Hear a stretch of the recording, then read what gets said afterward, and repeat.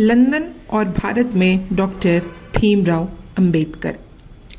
नाम के आगे डॉक्टर लग जाने के बाद भी डॉक्टर भीमराव अंबेडकर की पढ़ाई की लगन जरा भी कम नहीं हुई। उन्हें आगे और पढ़ने का मन था। डॉक्टर भीमराव अंबेडकर आगे की पढ़ाई के लिए सन 1916 में लंदन पहुंचे। वहां उन्होंने कानून विषय का अध्ययन करने के लिए ग्रेजीन और अर्थशास्त्र के अध्ययन के लिए लंदन स्कूल ऑफ इकोनॉमिक्स में प्रवेश लिया।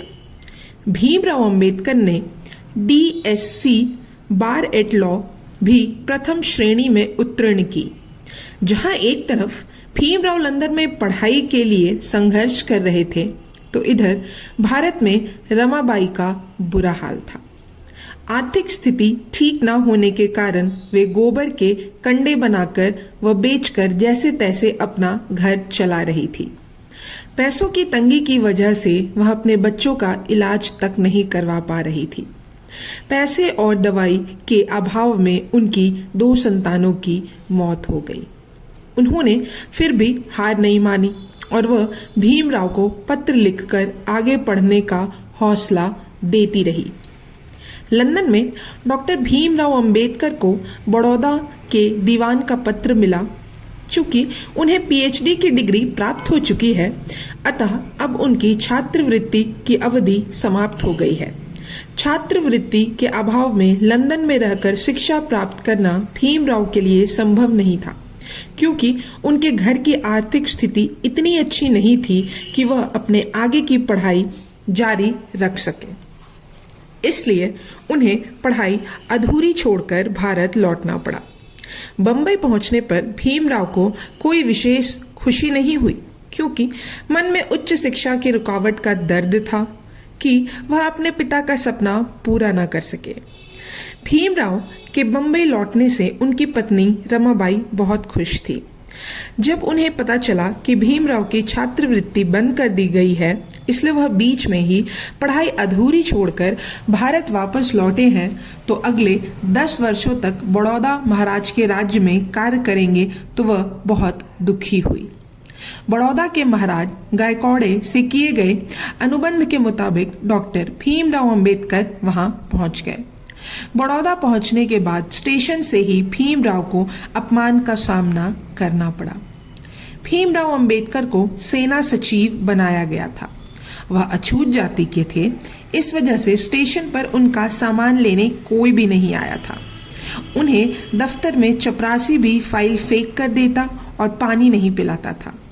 जब वे मेस में खाना खाने जाते थे, तो कोई उनके साथ टेबल पर बैठकर खाना तो दूर, उनकी तरफ देखना तक पसंद नहीं करता था।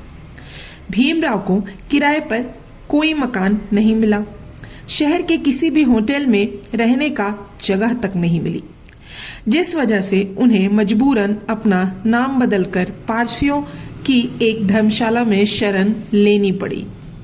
एक दिन धर्मशाला वालों को भी उनकी जाति का पता चल गया, तो उन्होंने भीमराव को वहां से निकाल दिया। इतनी मुश्किलों के बावजूद भी डॉक्टर भीमराव अंबेडकर अपना कार्य पूरी लगन के साथ करते रहे। धीरे धीरे पूरे बड़ौदा में यह बात फैल गई कि उनका सेना सचिव जाति का महार है। अब प्रजा ने अंबेडकर के साथ साथ महाराज को भी कोसना शुरू कर दिया। हालात बिगड़ते देखकर डॉक्टर भीमराव अंबेडकर बड़ौदा के महाराज गायकवाड़े से मिले और उन्हें वहां की स्थिति के बारे में अवगत कराया तथा अपना त्याग पत्र दीवान साहब को सौंप दिया। इसके बाद डॉक्टर भीमराव अंबेडकर बड़ौदा से लौटकर मुंबई आ गए। बड़ौदा से लौटकर अंबेडकर ने अपने मित्र डॉक्टर कुलेशकर की मदद से बंबई की सरकारी सिडेनहम कॉलेज में अर्थशास्त्र के प्रोफेसर की नौकरी कर ली। यह एक ईसाई कॉलेज था। यहाँ डॉक्टर भीमराव अंबेडकर का विदेश में पढ़ना काम आया। जो उन्होंने विदेश में सीखा था, वह तरीका उन्होंने यहाँ के छात्रों पर आजमाया। छात्रों को भी भीमराव के पढ़ाने का तरीका पसंद आया और जल्द ही वह कॉलेज में छात्रों के प्रिय अध्यापक बन गए। अन्य जातियों के शिक्षकों द्वारा अछूत होने के कारण उनका अपमान होना फिर भी नहीं रुका। एक दिन भीमराव को प्यास लगी, तो उन्होंने मिट्टी के घड़े से पानी निकालकर पी लिया। भीमराव को मिट्टी के घड़े से पानी निकालकर पीते हुए संयोगवश कॉलेज में गुजराती की शिक्षा देने वाली शिक्षक ने देख लिया। यह दृश्य देखकर वह शिक्षक क्रोधित हो गया और इस पर उसने क्रोधित स्वर में अंबेडकर को कहा, उन्हें मिट्टी के घड़े से स्वयं जल नहीं लेना चाहिए था, वह अछूत है। यह बात उन्हें नहीं भूलनी चाहिए। अगर प्यास लगी थी तो किसी अन्य व्यक्ति से पानी मांगकर पी सकते थे। यह अशुद्ध जल अब हम कैसे पी सकते हैं? कॉलेज के अन्य शिक्षकों ने भी उस अध्यापक की बात का समर्थन किया और अंबेडकर की इस हरकत से वह काफी नाराज हुए। ऐसे विकट परिस्थितियों के बावजूद डॉक्टर भीमराव अंबेडकर कभी विचलित नहीं हुए और उनका शिक्षा प्रदान करने का काम सुचारू रूप से चलता रहा। उन्हीं दिनों कोल्हापुर में वहां के स्थानीय शासक छत्रपति साहू महाराज अपने राज्य में अछूतों के कल्याण के लिए कार्य कर रहे थे। वे दलितों को शिक्षा प्रदान कर सामाजिक रूप से उन्हें योग्य बनाकर उन पर उच्च जाति द्वारा हो रहे अत्याचारों को मिटाने की कोशिश कर रहे थे। एक बार उन्होंने दलित वर्गों के लिए सम्मेलन का आयोजन किया। उस दलित वर्ग के सम्मेलन के दौरान अंबेडकर ने अपने भाषण में अपनी बात रखी। भीमराव अंबेडकर के भाषण से छत्रपति साहू महाराज काफी प्रभावित हुए। उन्होंने अंबेडकर के साथ भोजन किया, जिससे पूरी रूढ़िवादी समाज में हलचल मच गई। सन 1920 में बंबई में डॉक्टर भीमराव अंबेडकर और छत्रपति साहू महाराज ने मिलकर साप्ताहिक पत्रिका मूक नायक के प्रकाशन की शुरुआत की। यह प्रकाशन जल्द ही पाठकों में लोकप्रिय हो गया। तब अंबेडकर ने इसका इस्तेमाल रूढ़िवादी हिंदू राजनेताओं व जातीय भेदभाव से लड़ने के प्रति किया। डॉक्टर भीमराव अंबेडकर के मन में एक बार फिर अपनी पढ़ाई पूरी करने की इच्छा जागी। लंदन में अपनी अधूरी छूटी वकालत की पढ़ाई फिर से शुरू करने के लिए अंबेडकर ने कॉलेज में प्रोफेसर के पद से त्यागपत्र दे दिया। अंबेडकर ने अपने मित्र कुलेशकर के कहने पर पुनः बड़ौदा महाराज से अपनी कानून की अधूरी पढ़ाई पूरी करने के लिए सहायता की प्रार्थना की। बड़ौदा के महाराज ने अंबेडकर की प्रार्थना को स्वीकार कर लिया और उन्हें 5,000 रुपए नगद दिए तथा हर महीने छात्रवृत्ति देने के लिए भी राजी हो गए। डॉक्टर भीमराव अंबेडकर बड़ौदा के महाराज तथा अपने मित्र नवल भटेना और कुलेशकर के सहयोग एवं अपनी बचत के कारण एक बार फिर से लंदन जाने में सफल रहे।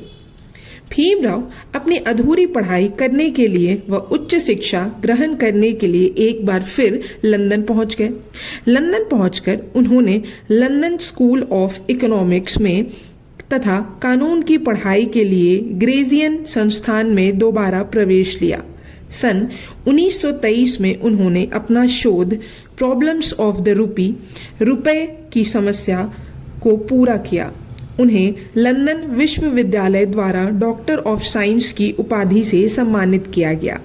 कानून की पढ़ाई पूरी करने के लिए अंबेडकर को ब्रिटिश बार में बैरिस्टर के रूप में प्रवेश मिल गया। अपनी पढ़ाई पूरी करने के बाद भारत वापस लौटते हुए भीमराव 3 महीने जर्मनी में रुके और यहाँ उन्होंने बॉन विश्वविद्यालय से अर्थशास्त्र की पढ़ाई की। उच्च शिक्षा प्राप्त करके भारत आने के बाद अंबेडकर ने बंबई हाई कोर्ट में स्वतंत्र वकालत शुरू की। वे कम से कम फीस लेकर मुकदमा लड़ते। भीमराव हमेशा ही गरीब और कमजोर वर्ग के लोगों के हक के लिए लड़ते थे। यह उनके ज्ञान का परिणाम ही था कि वे जो भी मुकदमा हाथ में लेते उसमें जीत अवश्य प्राप्त करते। अपने कार्यों के चलते ही जल्द ही उन्होंने शिक्षित वर्ग में अपना प्रमुख स्थान बना लिया। डॉक्टर भीमराव अंबेडकर धीरे धीरे लोगों के बीच लोकप्रिय होने लगे। यह अध्याय यहीं समाप्त होता है। अब हम जानेंगे अगले अध्याय में। तब तक के लिए धन्यवाद।